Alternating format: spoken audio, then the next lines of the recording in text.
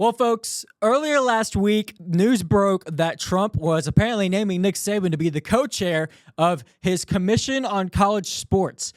What does that mean? What will Nick Saban be able to do? How much influence will he have on this new world of NIL and college sports and college football in particular?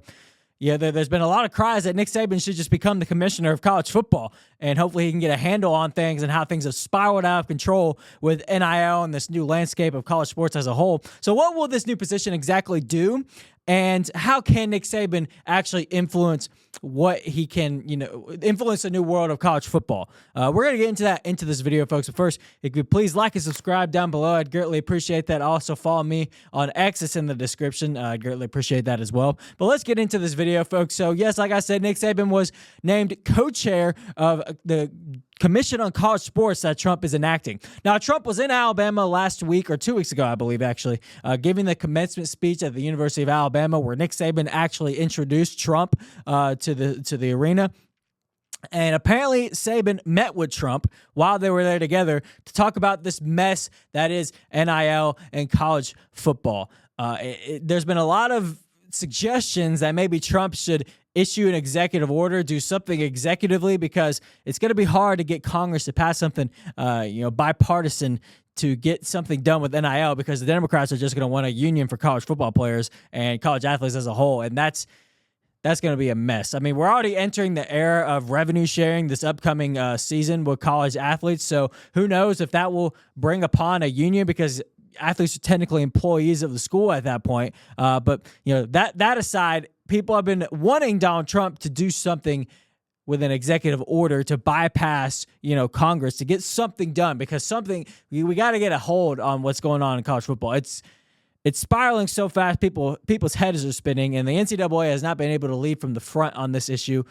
Surprise, surprise, they're not able to lead from the front on anything. But Trump apparently met with Saban, and maybe Saban, urged him to do something executively. At the very least, they had a discussion about NIL and college football. And Trump, very much respects what Saban's done as a college football coach. So whatever Saban's going to say, Trump is going to listen. And Trump is someone who very much cares about college sports and sports in general. I mean, he's made several trips to college football games, national championship games for college football. So he cares about sports and the world of college football. And he doesn't want to see it get turned into something that's a mess. I mean, that's just a bad look for everybody involved and everybody in the country who cares about college football. So it appears that after that meeting, Trump then put in place this commission on college sports and put Saban as the co-chair at that position. Now, what exactly can Saban do at this position? It's kind of unclear already. I kind of liken this to the ambassadors to Hollywood that DC has, like Mel Gibson, Sylvester Stallone, those guys that can maybe influence somewhat in the Hollywood world because Trump can speak through them, through the Hollywood world. At the very least, it sends a message that, look, these guys, they're able to report to Trump. Trump is listening to them, and it gives them sort of an influence of, I've been kind of in place here on behalf of DC to make sure this, and this doesn't happen. Even if it's not something, firm and tangible, it at least sends a message. And hopefully that can then kickstart things to, with their influence, to be able to influence things. This could be the same way with Nick Saban. I don't know how much, rule authority he's going to have to be able to change things, tangibly. But at the very least, he's got Trump's ear, and Trump can then do something, after that when Nick Saban or whoever else is on this committee. I assume it'll be a bunch of former football coaches with respect on their name, that they can then report to Trump on things that they want to be fixed. And hopefully Trump can do executive orders, can lean on Congress to do something. So I think at the very least, it opens up a doorway so Trump and Saban can have direct communication, and Trump is able to, Saban's able to have Trump's ear on things and can then influence things to be done. Now, what can be done? Something tangible needs to be done, like executive orders. Hopefully, Congress can pass some laws, but I don't know how much hope I have for that. I think at the very least, some executive orders can be put into play. But what exactly needs to be done? What are some tangible things that I would like to see done by Trump, by Congress, whoever, that can hopefully help this mess that NIL has started? Number one thing I would like to be done, something has to be put in place for players to honor their contracts. Now, if it's a situation where only 1-year contracts can be signed, then I'm okay with that. Because to be honest, folks, that's kind of where we are already. It really is 1-year contracts at this point. Look at Nico Imaliava. He signed a 4-year contract to go to Tennessee out of high school, but yet he just wants to be done with Tennessee because he thought he could make more money elsewhere. Well, he didn't. He actually made a lot less money on a worse program. But anyways, he was able to just say, I'm done with this contract. I want to move on. And he was able to do that with no repercussions. Tennessee may be able to sue him eventually, but as of now, no repercussions. He's able to do whatever he wants. He can just leave his contract whenever he wants. I would like to have 1-year contracts be the maximum that you could have for NIL. And then after every season, if you want to renegotiate, fine. If you want to go somewhere else, fine. But if we're going to have these 4-year contracts, something needs to be put in place for players to honor that.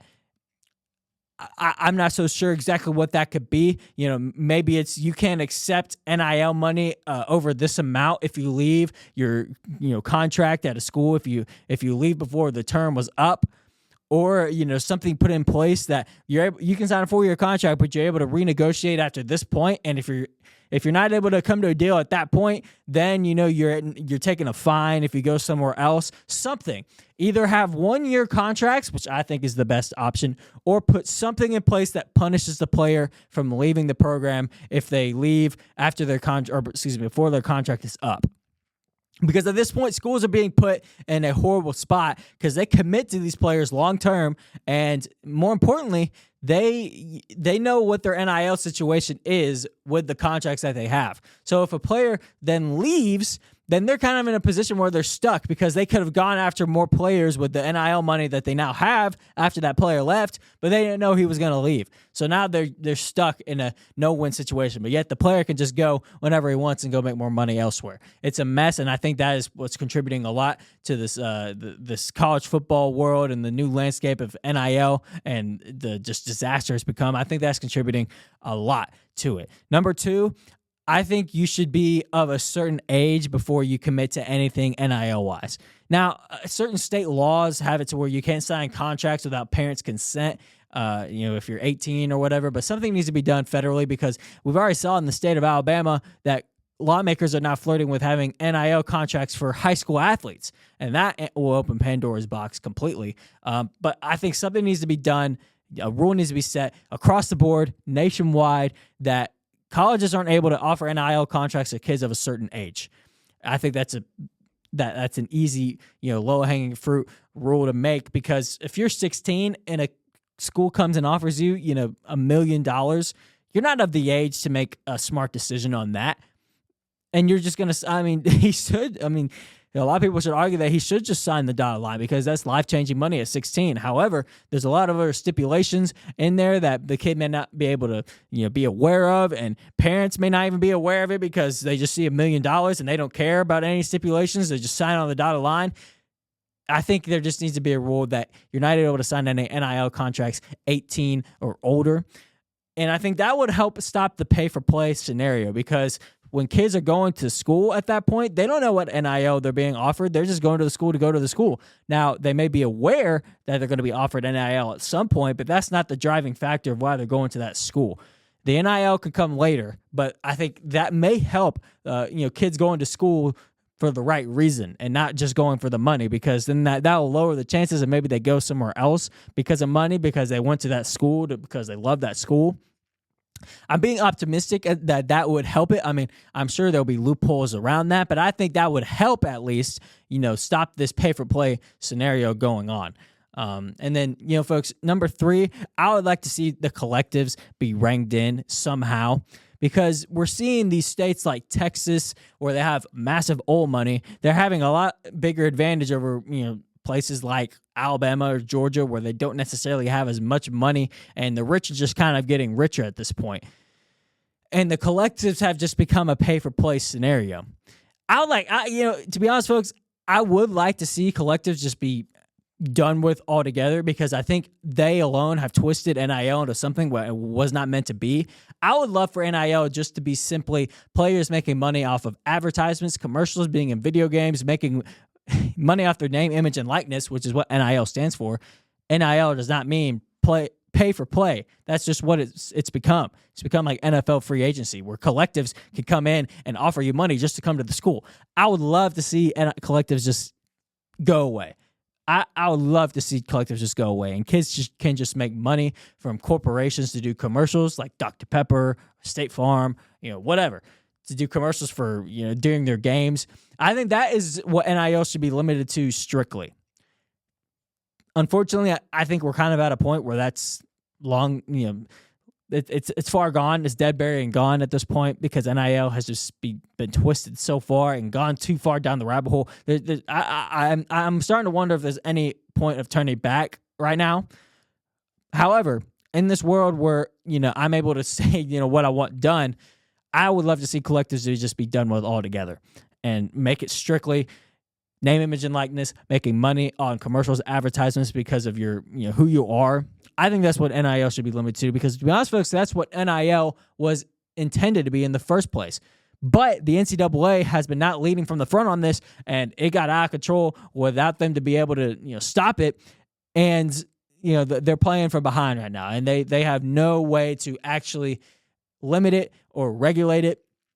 So that's why I think President Trump needs to do something executive order-wise to, start something to help fix this mess. And to be honest, folks, I think this Commission on College Sports is a great start with putting Saban at the co-chair of it, because that gives a direct line of communication between Saban and Trump on things. If Saban sees something that he thinks needs to be fixed, then Trump is able to fix it.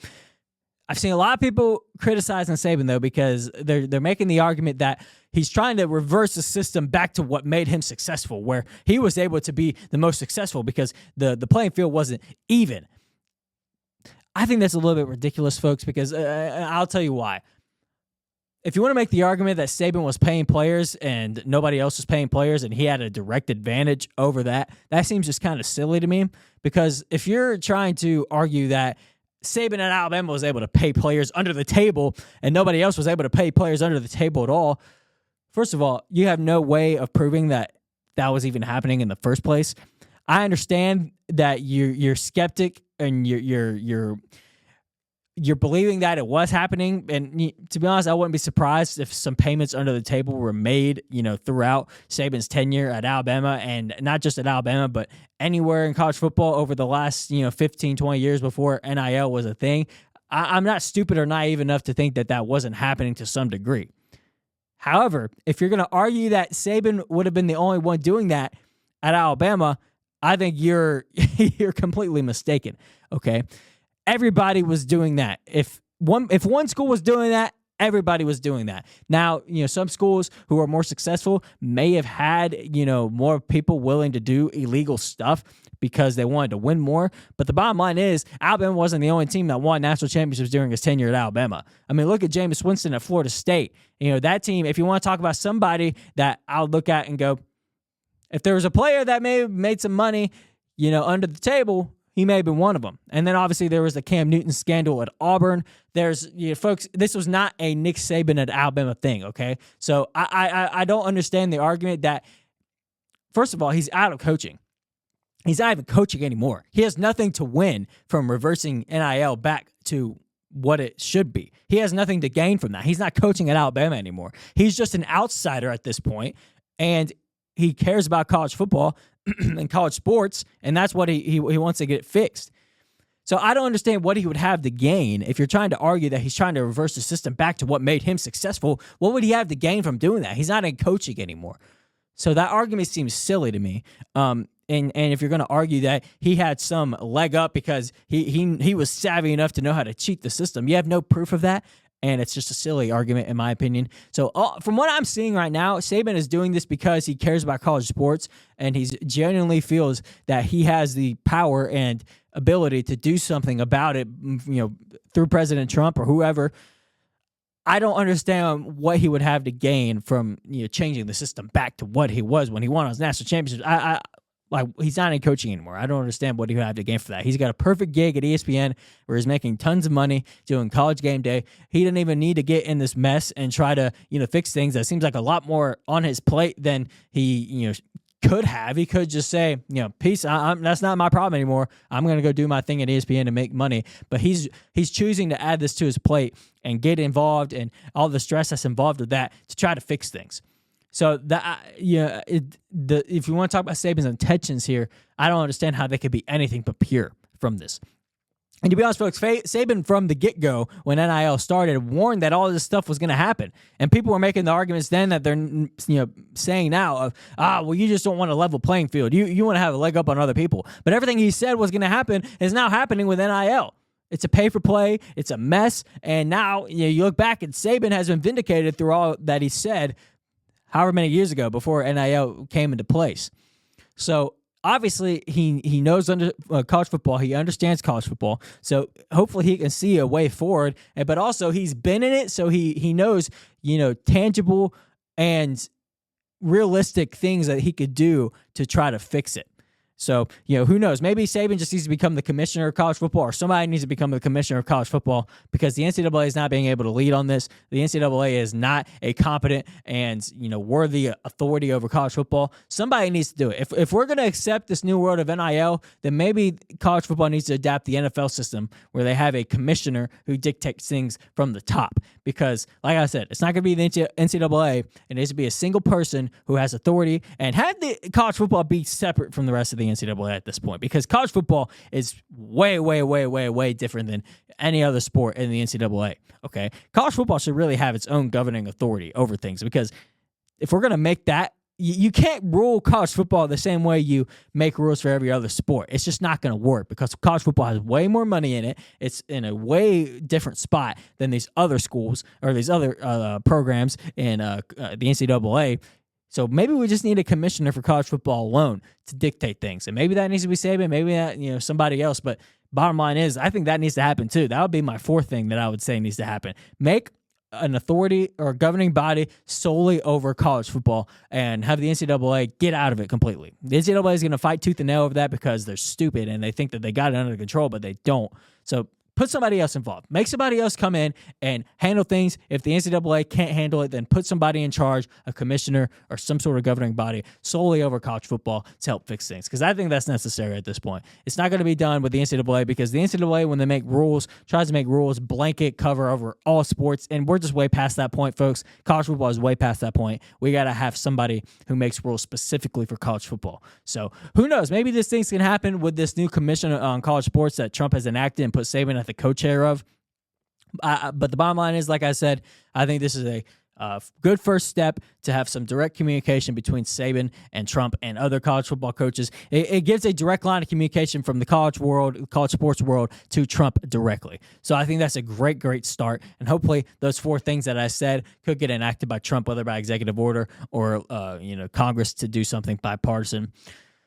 I think it needs to be done. And if we're going to save the sport of college football that we all know and love, I think stuff like this needs to start happening and start happening fast. So this is a good sign to begin with, I would say. But appreciate you watching, folks. If you please like and subscribe down below. Let me know what you thought on this video. If you want to check out our other stuff here at Rightside Media, please click on our channel. And like I said, please subscribe so that you can be notified whenever we post another video and you won't miss out on anything, whether it's JP on Sports or any content at all. So greatly appreciate that. Same time, same channel next week. I'll see you guys then.